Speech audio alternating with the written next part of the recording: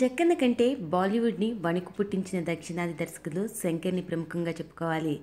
జక్కన్నను కించపరచడం కాదు కానీ తాను ఏ చిత్రం తీసినా అందులో ఏదో ఒక సామాజిక అంశాన్ని పొందుపరిచి కమర్షియాలిటీ జోడించడంలో శంకర్ సిద్ధహస్తుడు.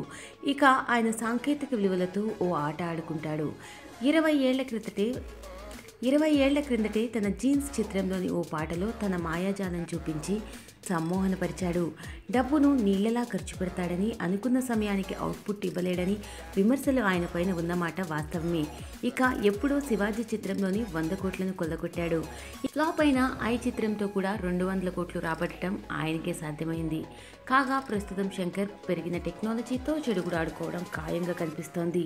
జక్కన్న తీసిన బాహుబలికి చిరంజీవి, మహేష్లు బాలీవుడ్ దిగ్గజాలే కాదు, రజనీ సైతం జక్కన్నను దేవుడి బిడ్డగా అభివర్ణించాడు.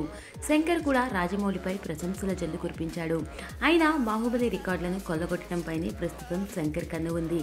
ఇది ఆరోగ్యకరమైన పోటీ.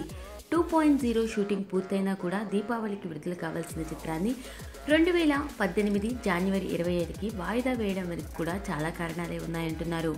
బాహుబలి ది కంక్లూజన్కి వాడిన సాంకేతికతను చూసి తన చిత్రం పోస్ట్ ప్రొడక్షన్ విఎఫ్ఎక్స్ పనుల్లో మార్పులు చేర్పులు చేసే ఉద్దేశంతోనే శంకర్ కాస్త గ్యాప్ తీసుకున్నాడని ప్రచారం జరుగుతుంది. ఇక బాహుబలికి జక్కన్న, ప్రభాస్, రానా వంటి పెద్దగా బాలీవుడ్లో అప్పటిదాకా సత్తా తెలియని వారే ఎక్కువ. కానీ శంకర్, రజనీకాంత్, అక్షయ్ కుమార్లంటే అందరికీ తెలుసు. మరి బాహుబలి ది కంక్లూజన్కి పెరిగే ప్రతి కోటి కలెక్షన్ శంకర్కు అగ్ని పరీక్షని పెడుతుంది. బాహుబలికి తెగే ప్రతి ticket Shankar and టీమ్కు oh పరీక్షే.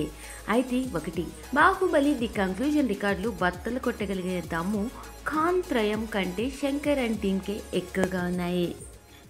Please subscribe. Filmy events. Filmy events. Filmy events.